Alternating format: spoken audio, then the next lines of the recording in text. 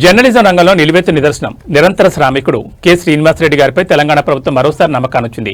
రాష్ట్ర press academy chairman గా ఆయన పదవీకాలాన్ని మరో 2 ఏళ్ల పాటు పొడిగిస్తూ ముఖ్యమంత్రి రేవంత్ రెడ్డి నిర్ణయం తీసుకోవడంపై జర్నలిస్ట్ లోకంలో ఉత్సాహం నెలకొంది.